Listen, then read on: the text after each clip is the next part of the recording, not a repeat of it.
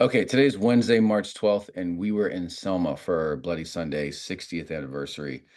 It was Common Power community, some supporters, some volunteers, some educators, um, and you were there. You were there to contribute to this 3-day stream Hmm. that we had going on YouTube. It was our first time doing a YouTube live that long. I think it was 15 hours worth or something like that, with the third day being 7 hours worth of streaming, which I'm so surprised that David's laptop didn't blow up from that. Yeah, shout Uh, out David Domke and Celestria and Luke and yes, yeah. yes, who held down the back end and got the logistics going for that.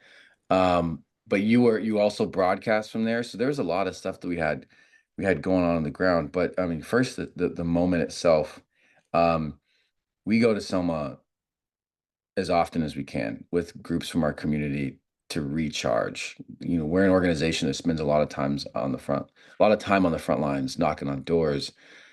But the engine that powers us is this historical engine that reminds us of the civil rights movement. So we take action, but we go back and study and talk to the foot soldiers and get re-inspired, and then take that energy back out into the field. And that's what it felt like, and in surprising ways, but that's what it felt like being back in Selma. It was rejuvenating, man. Like, just being there with the foot soldiers and Mr. Charles Malden specifically, him, especially him, obviously, Dr. Bernard Lafayette and, John Bland, and just hearing their stories, their perseverance, and then just, the mass meeting and everything also that happened on the ground just reminded you that we've been through worse and we've overcome worse Yep. with more stacked up against us historically as a country, and we keep bouncing back. Like we have these Yeah. moments of backlash, we make progress, and then there's a backlash that we have to persevere through. And I left feeling like I was feeling a little burnt out, honestly, before the trip. Just Mm. getting back in the groove of covering Trump again, pretty traumatic.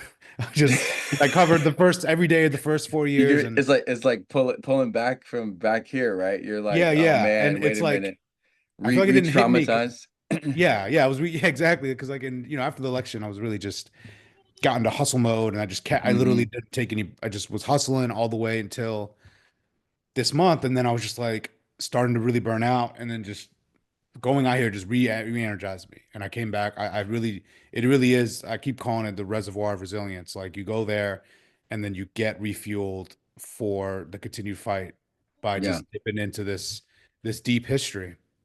Well, so yeah, and then just to like fully cover it, Bloody Sunday is the day that uh, is one of three marches where civil rights movement folks were marching from Selma to Montgomery. Um, and this is the first march, and they were confronted by troops on the other side when they crossed over the bridge, and they were beaten really badly. And I mean, really, really badly. Tear gassed. There were troopers on horses that were walking over people. Like it was horrible. And the footage from this thing is pretty, like it's like a war zone when you look at these images.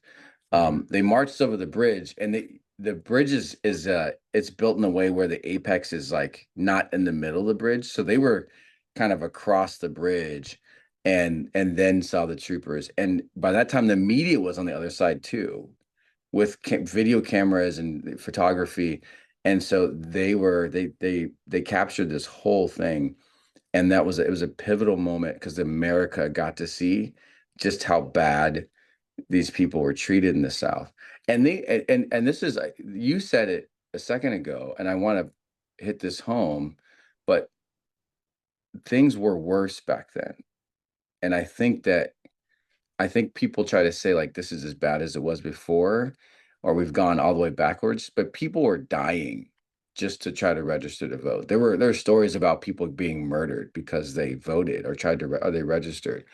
So this is not like then, and that's what you're talking about, where you go back to this place, you hear these stories about these people that did these things, decided to march and protest, even though people had died, and so.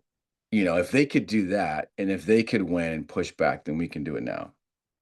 Exactly. It was one of the, it was that catalyzing moment that showed the country the horrors of Jim Crow and the horrors of the South, where they literally were dying trying to just simply vote. They couldn't. They had to take these crazy poll tests, count the amount of Hmm. guess the amount of jelly beans. They could. It was impossible to register, and now we have that right, and we a lot of people take it for granted. But essentially, things are not as bad as they were back then. Obviously, we have challenges. We have this new authoritarian push of the federal government, but back then the South was an authoritarian entity fully Hmm.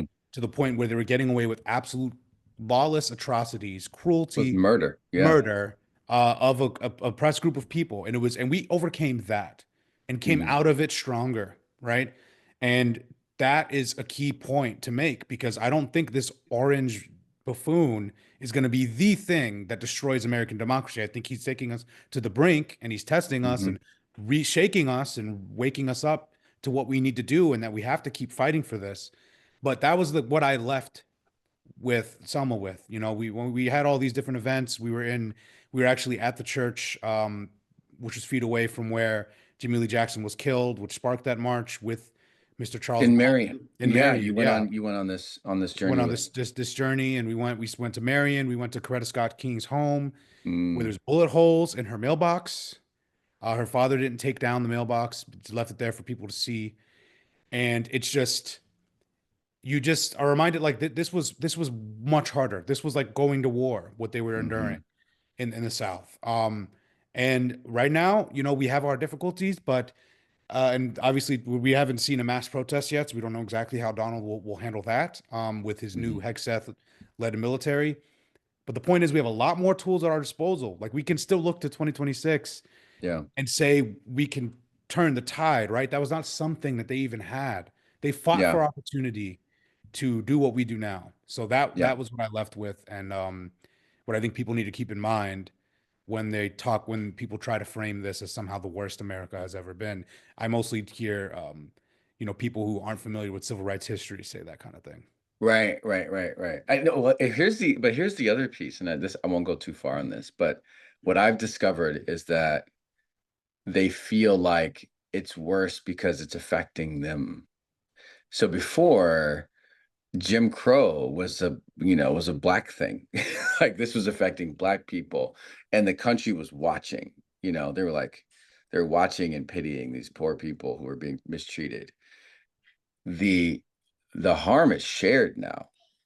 Yes. That's the difference. And it is physical safety harm that is shared across socioeconomic levels. It's financial harm now with the markets crashing.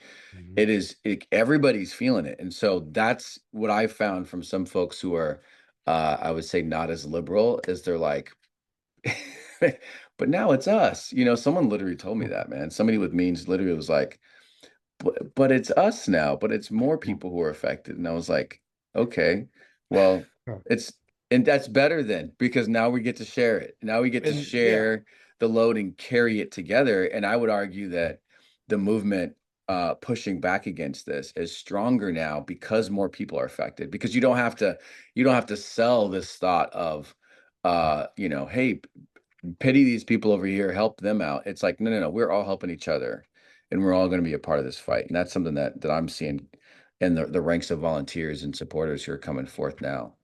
Yeah. Okay, so while we were there also, so this awesome like reflective moment. But while we were there are these other like key things that are happening, and this is to bring you all into kind of the back end of CP, but these like strategic things that are happening where we've got this building, and we bring together people from all over the kind of voting rights community. You're doing shows. You're hopping on MSNBC from the building and broadcasting out. Black Voters Matters coming in, and they're using the space to meet with their supporters and meeting our folks. You and I do this interview with Shamari Figures. Hmm. That was I mean, is it the first time you've ever interviewed a sitting U.S. rep? Not the first time, Not the but it first time. was not Okay. the first time, but it In is. person? No, I've met the first time I've interviewed in person. Yeah, normally I've done them on Zoom, Yeah. but I've met some, but yeah, it was the first time I think sit down in person. Yeah. Especially I just saw him. It was cool because I just saw him deliver a speech across the bridge Yeah. after the march, and then got to ask him about said Mm-hmm. speech minutes later. So that was cool. And the setup, it was in that building, the Selma Times Journal building, which Common Power, Owen, Ty, and Steve, Mm-hmm. have been doing a great job renovating. Just from an outside perspective, seeing the Yeah. influence of this building on the area, like it was beautiful, man. Like Mm-hmm. everyone was using this as a central meeting point. You have the cafe. It was great, but yeah, that basically we ended that incredible marathon live stream with Shamari Figures, who is I believe he's a freshman congressman Yeah. Oh that yeah. I think everyone needs to watch because his speech was really good and his interview was thoughtful. Yeah. Yeah, yeah, it's good. So it was both a moment to recharge, but also to plan and strategize with folks about how we're going to push back in this moment. You're gonna an article coming out about it soon? Yeah, I think I'm gonna drop it today, Wednesday. Okay. Whoever those watching Wednesday the 12th, if you're watching this on Friday, Okay. might be out Ahmed Baba. already. Ahmed But Baba dot news, right? AhmedBaba.news. Yep, we're gonna write about all the stuff. Also, another thing to note, Hanson Hussein directed a Hmm. documentary produced by, Ellen and Gail. I think it's Yeah. Ellen Ferguson, right? And Yeah. Gail Picker. And Gail They Picker. produced it, and it was a great documentary starring this guy. He didn't bring it up because he didn't want to humble brag, but it's two Charleses. Yeah. This generation of Charles and Mr. Charles Malden, foot soldier, who was sixth in line behind John Lewis, Yeah. walking on the bridge on Bloody Sunday. So it was a really good documentary that talked about, it was a dialogue between you two, right? Of like trying to figure out how to fight in this day and age, and also Mr. Charles kind of grappling with his trauma and talking to other foot soldiers. It was a really powerful Yeah. doc. You're teasing something right now that we can't show anybody yet because it's up for some short film competitions. So Okay. Hanson can't show it. He can't show it anywhere yet, but we may have some news about that. He's trying to get it into a theater near you. Okay, that's the next strategy. But yeah, that'll come out as soon as we can get it out. And it talks a lot about the philosophy of common power. I think the one thing that I'll say about it will resonate maybe is uh, during points of the civil rights movement. I mean, Malcolm X said this himself. Uh, it was kind of by any means necessary. It was like victory by any means, this destination by any means, and what we saw live actually when we were in Selma is that some of the folks on the front lines of this fight kind of got left behind. And that is also the answer to the question of why is there not anything for our generation to kind of pick up and run with some progress that was made for us to like take that and go Mm, in terms of like the fighting back part, like the infrastructure of volunteers, of community that we could take and continue on. And we kind of many of us had to start from zero. But it was because it was the destination above everything else and not necessarily always. And this is not a blanket statement for the entire country, because in some places we got it right, but um, didn't take enough care of the people who did the work. So the philosophy of common power is that we invest in the community while we do the work, and we take care of the people who hit the doors and support us. And it feels good. you know, it feels right. It feels right to take care of people while you're trying to win. Okay, all right. So we're gonna be back in Selma. We go to Selma 6, 8 times a year. Ahmed, that was your second time back with us. I think you're going to be coming out more often, man. And it was really good to do the work with you out there. yeah, definitely. I'll definitely be back, and might try to bring some of my family with me, maybe Now you're on a talking. learning tour or something. Now you're talking. But yeah, man, it was beautiful, and I was super. grateful you guys invited me and hosted me down there. Um, just personally rejuvenating, and then all those dope journalism moments that came out. You Yeah. know, finding calling out Byron Donalds there, and then getting to do that with Reval, getting to go on Reval and like expose him. Oh man. Yeah, That's a yeah, look, hey, this you guys are good. Let's end the Selma video with Byron Donalds. That dude is go ahead, man. Go ahead. Go ahead.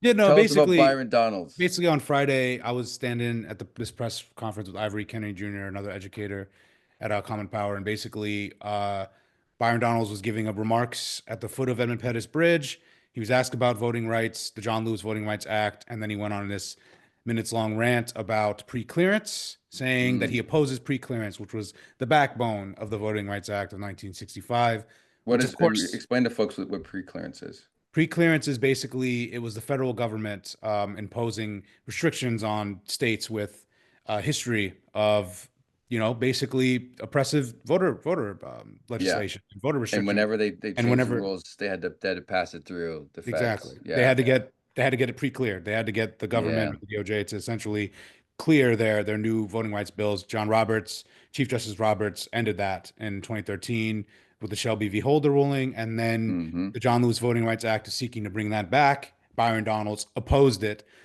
minutes after he had praised foot soldiers, saying he wouldn't be here without them. So it was a disgraceful moment. I tweeted about it.